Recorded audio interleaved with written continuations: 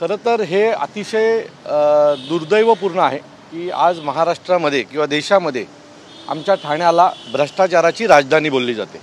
आणि भ्रष्टाचाराची राजधानी यासाठी की मागील 3 वर्षापासून जे काय शिंदे गटाचं सरकार आले आणि त्याच्यानंतर ठाण्यात एवढा मोठ्या प्रमाणात भ्रष्टाचार वाढलेला आहे की ठाण्यातल्या प्रत्येक चौकातल्या होणाऱ्या कामांमध्ये भ्रष्टाचार आहे। तो ठाण्यातल्या घोडबंदरला एक मोठं काम येणार होतं, त्यात सुप्रीम कोर्टाने मध्यस्थी केली आणि सांगितलं की हे एक तर टेंडर तुम्ही रद्द करा किंवा आम्ही रद्द करू।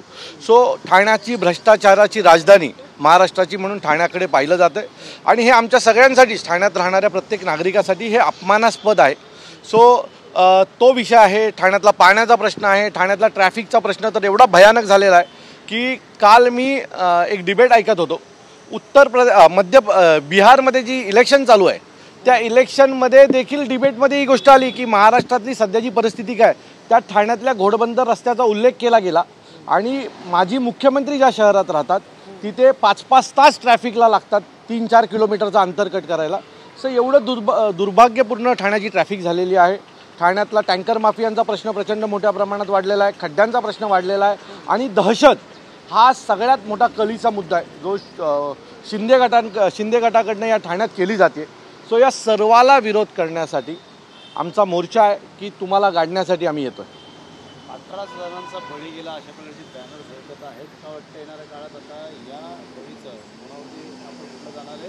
आणि पाहिलं तर परिवहन मंत्री आहेत, उपमुख्यमंत्री, 2 मंत्री आपल्या फक्त बॅनर लागले नाही जात तर कालची घटना अशी आहे की काल काही लोक जीवदानीला निघाले होते, सकाळी निघाले होते, दुपारपर्यंत ते रस्त्यातच होते। दुपारनंतर त्यांनी त्यांच्याकडे जीवदानीला वाजवायला नेणारा जो बँजो आहे तो बँजो रस्त्यात वाजवायला सुरू केला, रस्त्यामध्ये जेवण बनवायला सुरू केलं त्या लोकांनी। तुम्ही विचार करा, ही ठाण्यापासून जीवदानी 1.5 तासावर आहे, बरोबर आहे, आणि ती लोक 7 तास ट्रॅफिकमध्ये होती।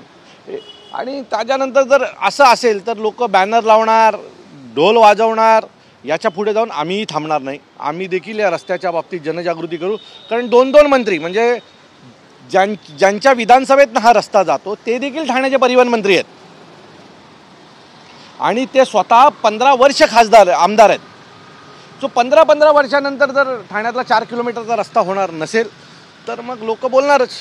तर मगाशी संजय राऊत यांनी एक वक्तव्य केले, ते म्हणतात की काँग्रेससोबत जाण्याची राज ठाकरे यांची इच्छा आहे।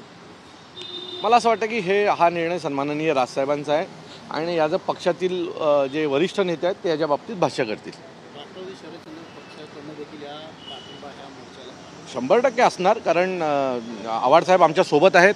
आव्हाडसाहेब ठाण्यातल्या प्रत्येक चुकीच्या घटनेमध्ये हे आमच्यासोबत असतात। आणि दुसरी गोष्ट, मागच्या 2.5-3 वर्षांमध्ये जितेंद्र आव्हाडांनी जे काही भोगलेलं आहे किंवा त्यांच्यावर होणारे खोटे गुन्हे आणि बाकीच्या ज्या गोष्टी आहेत त्या ठाणेकरांनी डोळ्यांनी पाहिलेल्या आहेत।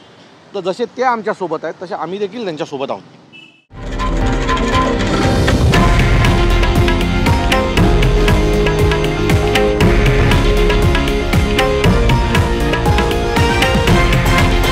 हे आहे देशातील नंबर 1 न्यूज नेटवर्क आणि आपण पाहत आहात TV9 मराठी, एकमेव।